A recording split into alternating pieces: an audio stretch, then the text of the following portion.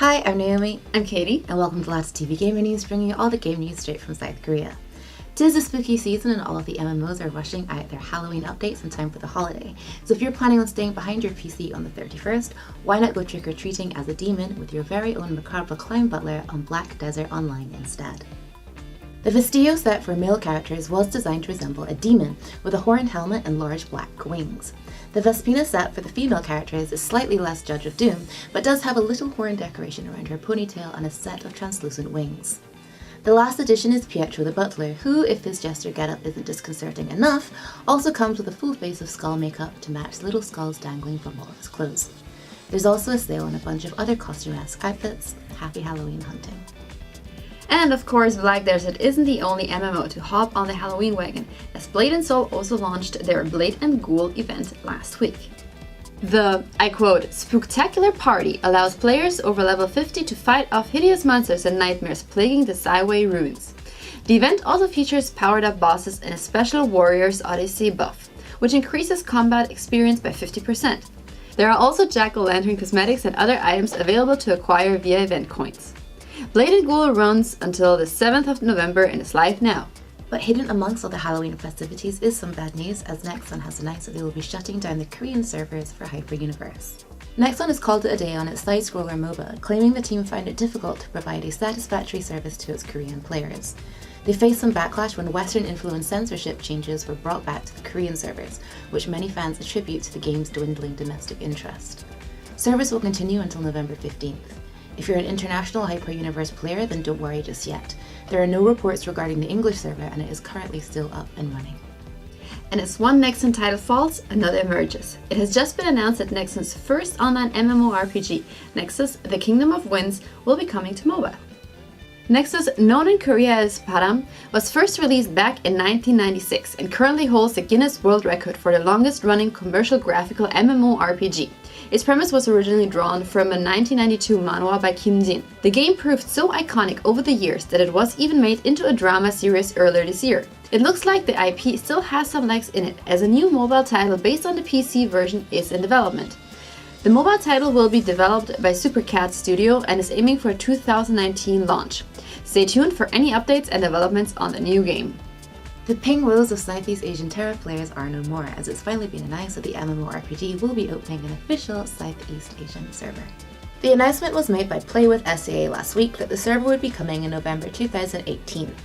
Playwith released a planned schedule for the rollout on their Facebook, though it lacks any specific dates regarding the game itself. There was also no further news on the possibility of localized content or any launch-related events, but you can follow the official Facebook page for updates. And it looks like Blade & Soul Revolution is gearing up for a huge release, as Netmarble has announced that they have added 20 new servers to accommodate the pre-registration demand. Blade & Soul Revolution has been long awaited by fans of the PC original, and it looks like the long drawn-out wait period plagued with delays was not enough to dampen their enthusiasm. After announcing pre-registration just at the start of the month, the rush to reserve names was so huge that it filled all of the initial 50 servers within 4 days. In response, Netmarble opened 20 more and stated that they were looking to increase overall server capacity. Blade & Soul Revolution is scheduled to launch in South Korea on December 6th. After what has seemed like the longest wait, Day 1 of Contenders Trials Korea Season 3 has finally begun. It all kicked off down in Bundang, with 8 teams competing to make the top 3 and qualify to make it to the regular season. With the tournament underway, it seems that the majority of the teams took last week as a chance to make some last-minute roster departures and additions. Seven took to Twitter to announce that they had acquired 3 new players. First up is Latis, former Freesure Gaming player and known as a former pupil of Washington DC coach Avala. They have also signed former X6 players and Season 1 Contenders champions Roki and Glister. Let's see if these 3 can turn around Seven's misfortune from Season 2. Open Division champions Go and Water S have gone into trials with a slight amendment to their roster. Before the tournament began, Amy made an announcement on his Twitter regarding the official roster. Besides the team's typically sophisticated and avant-garde aesthetic, what was particularly notable was the absence of Water. Instead, he's been replaced by Fitz for trials. As Go and Water S don't have any team social media accounts, there hasn't been any official statement as to why Water has left, but stay tuned for updates. For an org that is usually pretty quiet, it's certainly been a busy week for Element Mystic as they bid farewell to 3 of their players. 2 players are headed to the Overwatch League next season. Support player Jexy was picked up by Seoul Dynasty, whilst DPS Guard will be going to London Spitfire.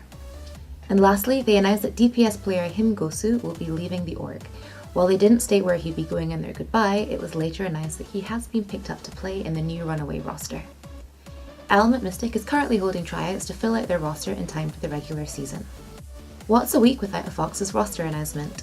This time they announced that Flex player Stand1 has left Fox's to compete in the North American Contenders Tournament as part of NRG Esports. NRG currently boasts a mixed roster with 2 other Korean players, Poise and Byron. Eclipse Media has finally revealed their roster for the upcoming regular season.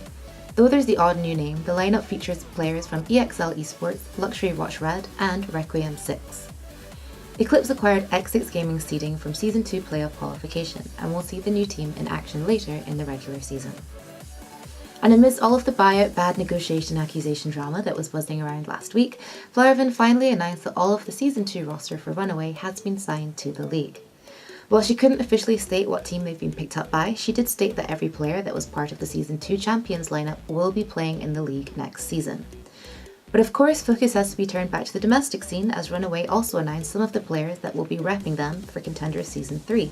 Element Mystic's Him Gosu will be joined by Mag and Lee Jae-gon, who have both had experience in the Chinese scene. With the previous announcement of QOQ, that brings the current roster up to 4. We have at least 2 more reveals to go. There are no events this week, so why not try out a new game at home? Let us know comments in below what you're playing. And that's it for today. See you guys on next week. Bye bye. Bye bye.